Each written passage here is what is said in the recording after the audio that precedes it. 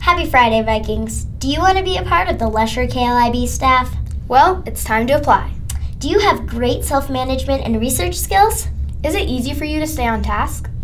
Do you paraphrase things well and enjoy reading and writing? If you answered yes, then you may be a great fit for KLIB. Fill out the information in the link provided. Depending on your answers, you may get an interview with Ms. Herrick and Ms. Flippin. If chosen for the interview, they will ask you to come in to do what is called a cold read. That means that you'll read a news story to them that is not familiar to you. If you are up for the challenge, however, you could also research a current event and write your own story to read to them. Just make sure it's in your own words and you give credit to your sources. And if you do write your own news story, and I encourage you to do so, make sure that it is no more than 8 sentences long. Yep, 8 well-written sentences. And also, current KLIB staff members, remember, you have to reapply. Good luck, everyone. Hey everybody, had an announcement yesterday reminding everybody how we needed you to vote for our grant that Ms. Dixon and I applied for. Just a reminder, teachers, please push that link out to your students in ELO, and we'd love for everybody to vote. We want to get those heart rate monitors on our students and get our kids active and be able to track what we're doing. According to Dogo News, on October 20th, British adventurer Tom Morgan soared over South Africa while sitting in a camp chair strapped to 100 helium balloons. In a 2-hour flight, the Daredevil reached heights of 8,000 feet and covered 16,000 miles throughout the course of the journey. Afterward, Morgan admitted to feeling somewhere between terrified and elated during the trip. He also said that the flight was originally supposed to take off from Botswana, but intense winds in the location shredded the balloons 3 times. So they were forced to instead take off at the coast of Johannesburg. At this point, the crew only had enough helium for 1 more attempt, and Morgan says that he was pleased that this time there were no mishaps delaying his impressive stunt.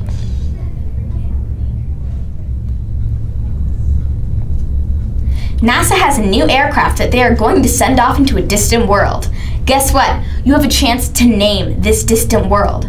On January 19th, 2019, they are planning on flying it past the most remote world ever explored by mankind. This may help scientists reveal our origins of the solar system. To help remember this historic event, we need the US to come up with a nickname that is easier to remember than the elaborate Moncler that scientists came up with. This nickname should not have any religious meaning or political importance, due to the fact that the U.S. welcomes all regions, religions, races, and genders. Although this can be serious, fun, or anything in between, this name must be appropriate for a historical event. A name that will be appropriate for the exploration behind our solar system. The scientific name is MU69. This MU69 may be binary, so this MU69 must have 2 different nicknames. Well, they are not needed, but 2 is always better than 1. Only 1 nickname will be needed, although if they are separated by outer space, the second will be very helpful. So if you are going to put any in, put in 2. They have some name suggestions, such as Año Nuevo, which means New Year in Spanish. All of the suggested nicknames will have to be submitted by December 1st, 2017. If you guys are interested in giving NASA a proposed nickname for a distant world, go to www.frontierworlds.org. Again, that's www.frontierworlds.org. One more time, www.frontierworlds.org. Let's see how many of you go in and submit a name. Don't you think it'd be cool to have a distant world named by you? According to Dogo News, Flatholm, an island in the British Bristol Channel, has just put portable roll-up solar panels into use. These panels can be stored in a trailer and are then rolled out in the sun to produce energy. The source is, in fact, capable of producing 11 kilowatts a second. Larger solar panels, which are stored in shipping containers, can produce 300 kilowatts in 1 hour. Flatholm team leader Natalie Taylor says, as we promote the island more and as we get more visitors here, there's going to be a lot more demand for electricity. So it's really important that we've got a really high functioning system that can provide for those people. From an environmental point of view, we want to reduce the use of diesel generators so that we can have as small an ecological footprint as possible. This amazing innovation was invented by Renovation's managing director, John Hingley, who got the idea when he came across a similar concept that was used as a backup battery to mobile devices a few years ago. Hingley says, compared with traditional rigid panels, we can fit up to 10 times the power in this size container. Do you guys know what a chameleon is? Well, a chameleon is a reptile that blends in with all of its surroundings. So if I put a chameleon on my shirt, it would turn blue. Well, according to National Geographic, 3 new chameleon species have been discovered in Central America. One of the 3 species is called Tolly's forest chameleon. This chameleon was named after Christel Tolly, a principal scientist at the South African National Biodiversity.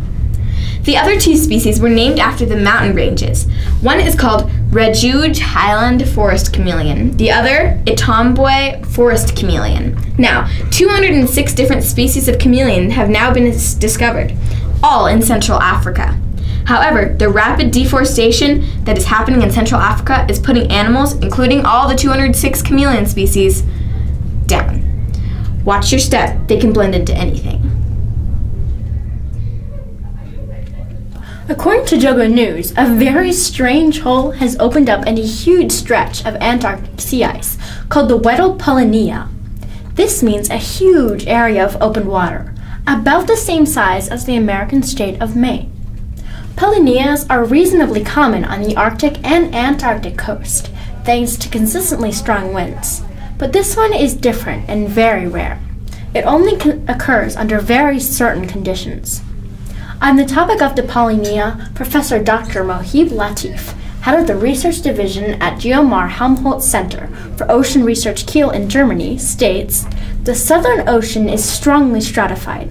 An icy but relatively fresh water layer covers a much warmer and saltier water mass, thus acting as an insulating layer. Therefore, this Polynia is like opening a pressure relief valve.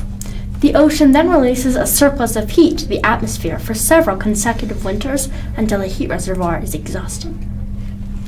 Researchers from the University of Toronto and the Southern Ocean Carbon and Climate Observations and Modeling Project have also been studying the Polynia, and they send robots below the ice of the surroundings of the Polynia to find the true cause of the hole.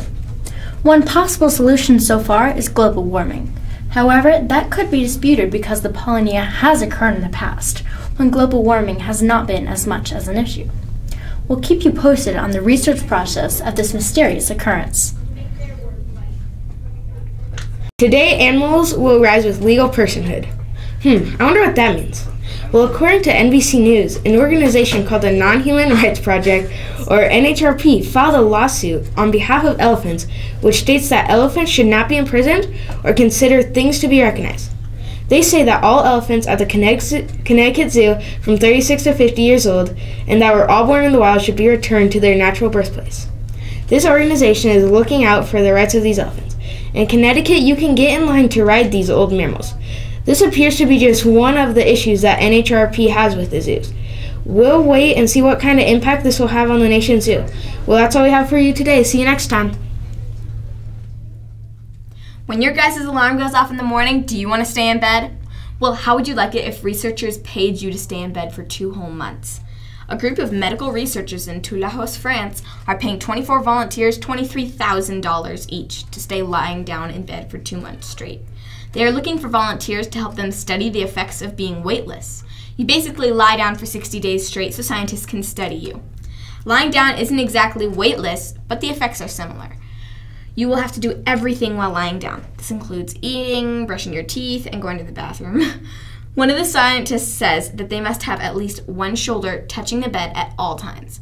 The volunteers have to be males between the age of 20 and 40. They are all very healthy and physically active. They are non-smokers and not allergic to anything. Do you think this is an interesting study?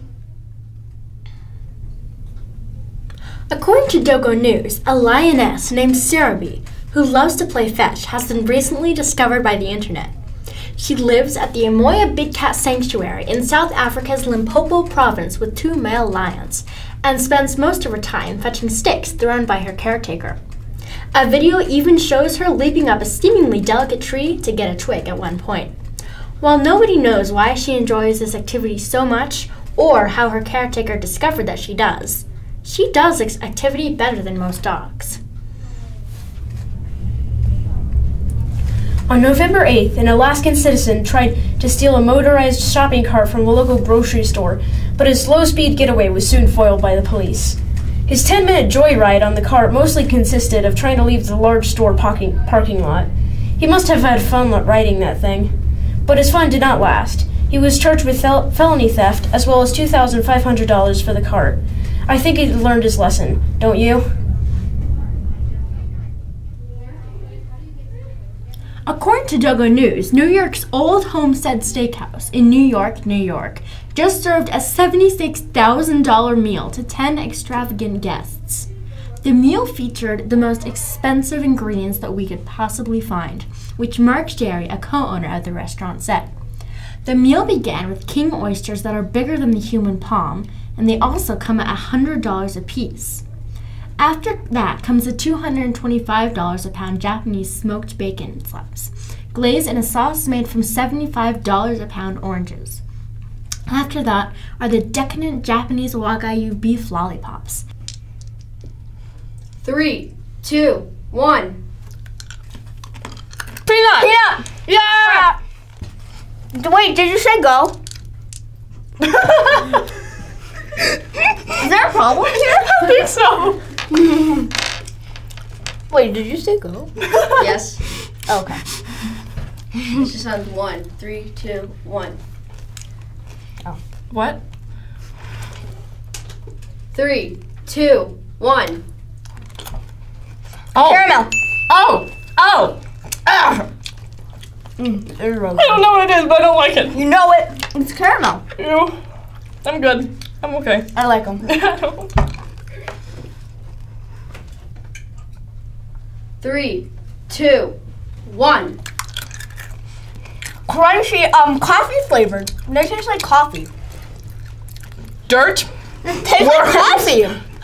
dirt, worms, and a lot of sadness. This tastes like coffee. It's coffee. Coffee? That's my guess. Sadness. It tastes like coffee. I guess sadness. Okay. Wait, this might be the peanut, actually. Wait. Peanut. Change my answer. Sadness. Peanut. Okay. 3, 2, 1. Crunchy. Crunchy. Salty. Gross. I don't like M&M's. I don't like M&M's. This is, I'm trying to think. I've never seen crunchy M&M's before. Ugh. Okay, Yeah. I'm good. 3, 2, 1. Regular. Regular. The one with the M&M's.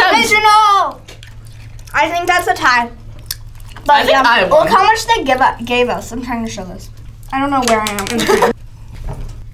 3, 2, 1. Crunchy. Birthday cake. Malt. Peanut butter. All of the above. Salted? Something. Yeah. Gross. It's Ew. salty. Yeah. This time Arden's not being fake. It's actually salty. Ugh. Yeah. Tastes Salted like. caramel. That's my guess. I don't know. Tastes like. Can I guess sadness and death again? No. Yeah. Pretzels. It tastes like pretzels. It's totally pretzels. I'm so sad. It's either salted caramel and pretzels or pretzels or salted caramel. 3, 2, 1. Caramel. Squishy. Just like big. Salted caramel. Peanut butter. Peanut butter. Peanut butter. Okay. Yeah. Did It's you me. win, Arden? Yeah, I'm better than you. I really don't want you to win. Oh yeah, it's 100% peanut butter. I hate peanut butter. I should have known that. Mean. Take off your blindfolds. Oh, And- the light. Arden won by a 0.5 of a point. She gets a donut, Woo! beer, and a $5 gift card to Starbucks. I feel personally attacked. If you want to sign up for Lesher's team, No. you go to the No. link right here to win more of these prizes. They'll be different each week. You know what, Rachel? I'm feeling courteous. Do you want some? Yes. No. Ouch! What I thought. Oh, wow, me. Ow! Stop being mean to me. Hi, guys. Wow, I'm thirsty. No, second. Here you go. What was that for? Do you know what plastic does to the environment? No. Well, that plastic poison shows up in the ocean and on beaches, so yeah. Okay, sorry. I have a better idea. In the UK at Shipping Rocks Lab, they have created edible water bottles. Ew, gross. Actually, they taste just like water. They're little circular thingies that are filled with water. They look like bouncy balls. Oh, and they're squishy too. The container is biodegradable, so you can eat it. This invention is made from seaweed extract, so completely edible. This amazing container is made at Shipping Rocks Lab. And are you guys worried about money? Well, don't be. This incredible invention is cheaper than a plastic bottle of water. Help save the environment? Check it out. According to Dogo News, Australian scientists think that giant sea snails will help save the Great Barrier Reef. The reef is being destroyed at a rapid and unprecedented rate by humans, which many of you most likely already knew. But the reefs also face another problem: the crown of thorns starfish. This ocean creature can grow as big as 32 inches across and has over 21 arms. They also devour 53 square feet of reef annually, which is a huge problem. This is because the reefs foster a huge ecosystem. They can also protect cities from floods and other ocean effects. Also, with the amount of tourism they bring, they support the economy of many nations and cities. So, in order to stop the problem, Australian scientists have decided to bring in huge predators of the starfish, the Pacific or giant triton snail. These gastropods can grow up to 2 feet long and are excellent predators. In fact, they are so good at what they do that even the smell of them will send the starfish running. However, it took scientists 2 years just to find 8 of the snails. But they began breeding them in captivity, and they now have over 100,000 larvae, which will hopefully help eliminate this problem. According to Dogo News, on September 28, 2017, the Home of the Brick, a 3-year-long project creating an 81,000 square foot building honoring Legos, was unveiled in the Brick's hometown of Billund, Denmark. The amazing building consists of what looks like 21 gargantuan bricks on the outside, as well as a crowning jewel of a 4x2 brick that has bright lights in each of its 8 knots. Inside, there are 4 different color-coded zones. First, there's the red zone, in which kids, as well as AFOLs, or adult fans of Legos, can let their imaginations run wild. They can build whatever they want out of the 25 million bricks in the Lego waterfall, cascading into the area. The green zone has fun activities like writing and directing a Lego movie. The blue zone has fun tasks like guiding Lego robots into the Arctic to rescue trapped mammoths. The last and yellow zone allows visitors to plant Lego flowers in the vast Lego meadow. So videos for KLIB. Oh, yeah. Will this be in KLIB? Yeah. You're on KLIB, Dylan. What? You didn't tell me that. No. Is that all the way in? No. Do it one more time, one more time.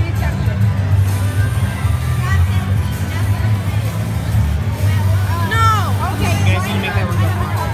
One more time. It's all in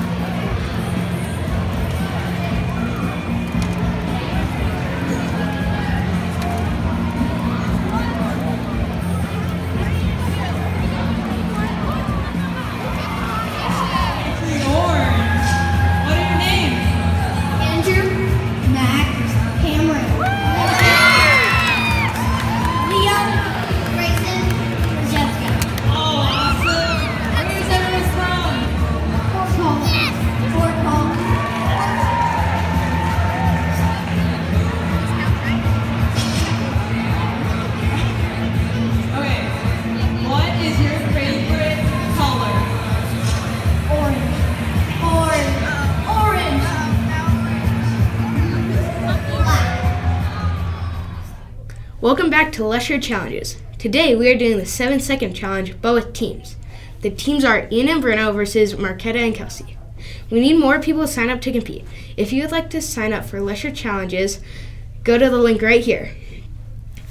In this challenge, they'll be competing at different times and sometimes together. When they are separate, each of them have to name 5 types of things, but they can't repeat. So the second person will have additional time to complete their task. If they are able to complete their challenge, they gain a point. And whoever has the most points by the end of this challenge wins. Name 5 teachers in 7 seconds. Miss Johnson, Miss Pierce, Mr. Murphy, Mr. Swan, Miss Time's up. You got 5. Okay.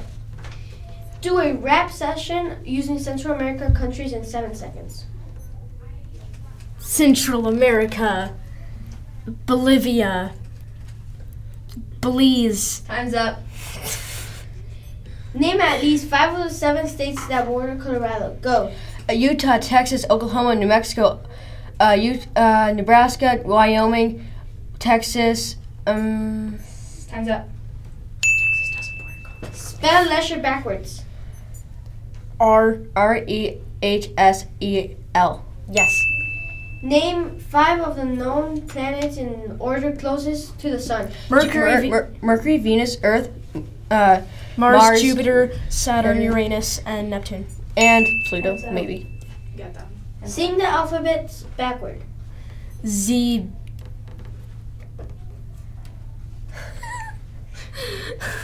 This is hard. Time's up. Recite a poem about disappointing ice cream. Disappointing ice cream. So terrible. It's terrible. It fell on the ground. Yeah. Time's up. Name 10 teachers in 7 seconds. Miss Dinkins, Mr. Pites, Mr. Perrin, Miss Knaps, Mr. Murphy, Mr. Mayor, Mr. Swan, Miss Condon, Miss Frayne, Miss Obluda, Mr. Perrin. Time's up. I already called Mr. Perrin. Okay, second challenge. Do a rap session using Central American countries in 7 seconds. I don't know any! I don't know this! I failed! This is okay! I don't like this! This is okay! Okay, time's up, I guess. Well, I know nothing. This is unfair! Name at least 5 of the 7 states that border Colorado. Utah! I didn't hear what you said! What did you say? Utah! I'm saying Utah! I don't even know if that's right. What? Utah, Missouri, that's probably not even right. No, that's not right. States that border Colorado. Utah's one of them. I'm pretty sure that's not even right. No, that's not. Wait. Is it? That's Okay, yay! Arizona? That's not right. It is. Ha! Oh, okay. Arizona. Time's up. Wyoming? No, Kansas! Kansas! Yeah, Wyoming and Kansas were both ones. I just see Duncan turning down the volume. Spell LESHER backwards. R-E-H-S-E-L.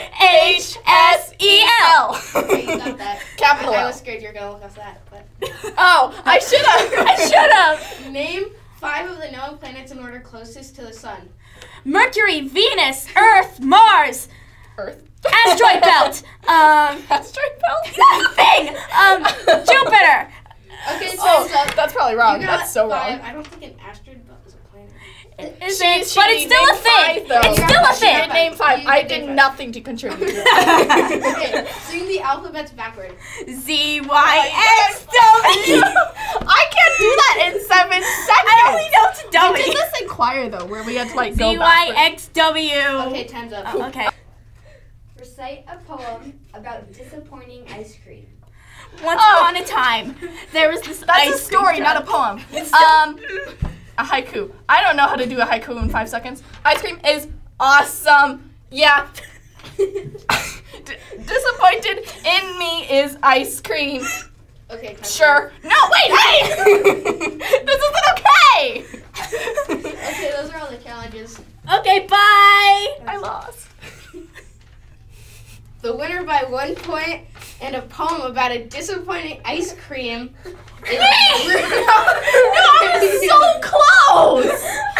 She was. But I was like 5 No, we won. I was 5. We won. Let me finish my ice cream. The Guinness Book of World Records has just had an impressive breakthrough.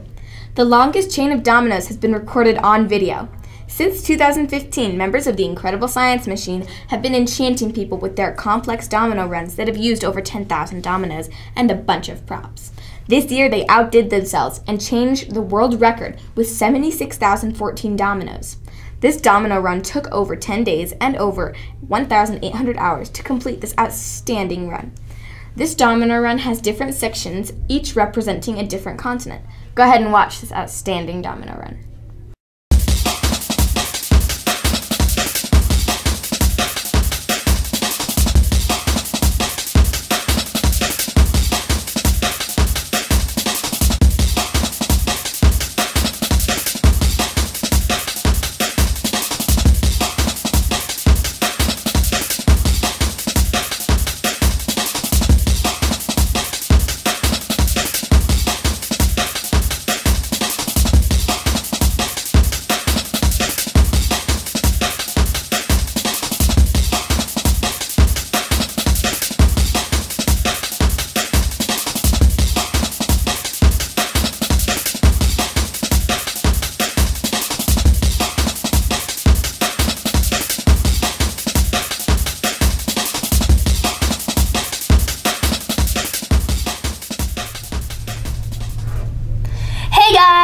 It's us, Logan and Kelsey, back with more fun facts you won't believe are true.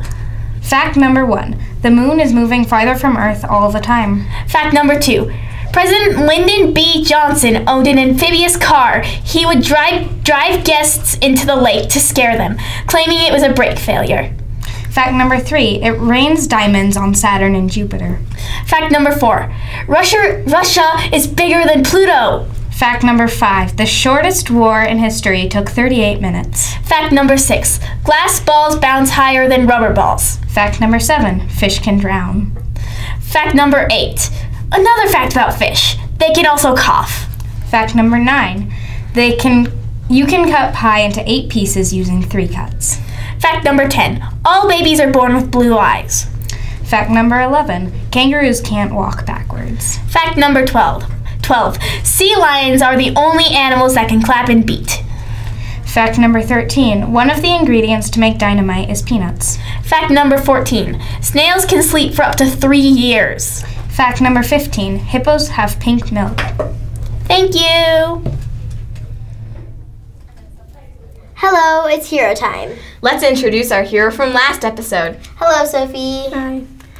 As you remember, we did a skit getting the hero out of the box. First of all, we would just like to remind you that we need you to nominate people for Heroes of the Halls. Once again, the boxes are in the media center and the front office. For those of you that have been nominating people, thank you, and please keep doing so. Now, the moment we've all been waiting for. Let's ask some questions. So, Sophie, this is what one of your peers said about you. It says that you checked on him when he was really sad. Okay, so this means that you're standing up for courage and being a true Viking, and that you deserve to be nominated for Heroes of the Halls. How does this make you feel? Well, it makes me feel good that someone recognizes that I'm helping them, and I hope I can keep helping people as much as I can. Would you like us to reveal who nominated you? Sure. Okay, so Finn Brown nominated you. Do you remember this happening? Yeah, I do. I think we were in math. Yeah? Okay. Yeah. Well, thank you for helping us today and representing LESHER. Keep on being a Viking and working hard. Again, please nominate people. Have a nice weekend. Hello, I'm here with your inspirational story of the week. We're all kids here, but we can still make a difference in this world. 18-year-old Yursra Mardini was a swimmer who was training for the Rio Olympics on a refugee team of 10 athletes. Yursra and her sister are responsible for saving 20 lives, including their own. I hope you're listening because this story is absolutely incredible. Soon after leaving Turkey on a boat, the motor began to fail. This may have been because of the weight from 20 people on board. With no other alternative, Yusra and her sister Sarah were both strong swimmers and jumped off the sinking boat and began to push it to safety. After 3 long hours of hard work, the girls safely made it to shore, along with all 20 people on board. This girl is truly inspirational. No wonder she's Olympian in training. I hope you take this story with you this weekend and change someone's world. Bye. See you next time. Alma Dustcher looks like any other normal 12-year-old. She likes to skip rope, bake cookies, and play make-believe with her younger sister. Alma is no normal 12-year-old. She composed her first musical sonata at the age of 6, her first short opera at the age of 7, and her first full-length opera, which was based off Cinderella at the age of 10. A full opera can last between 2 and 3 hours. People are calling Alma the child Mozart. In Dogo News' words, Alma's operatic take on the classic fairy tale, which she began writing at age 8, has a slight twist. Her Cinderella is a composer who meets her Prince Charming through a melody. I thought it was a little bit silly that Cinderella found a shoe. Why a shoe? She said. In my Cinderella, she sings at the beginning of a ballad, but at midnight she flees. Eventually, the prince finds her after asking all the maidens of the land to sing at the end of the ballad. This is a little genius, don't you think? An amazing opera that she starred in received outstanding reviews. In this amazing opera, 11-year-old Alma switched between the piano and the violin. On December 16th, 2017, this 12-year-old will perform in Cinderella alongside 44 other amazing musicians. In January, this outstanding young prodigy will conduct a shorter version for kids in Vienna, before heading to a festival in France and a festival in Switzerland. This seems like a lot of work for a 12-year-old, don't you think? At home, she has a surprisingly normal life. She spends her morning composing or practicing, like all morning. Then, after lunch, she jumps rope, reads, or plays make-believe with her sister. Then, she's homeschooled for the rest of the day. Eats dinner, takes a bath, and heads off to bed at 8:30. In case you were wondering, Alma doesn't have any electronics nor a TV in her home. This is an amazing child prodigy. What are you doing? I'm mixing up this Rubik's Cube for Holden. Why? Well, we finally got an applicant for LESHER's Got Talent. That's cool. Can I try? Oh my god. Well, let's see how Holden does this.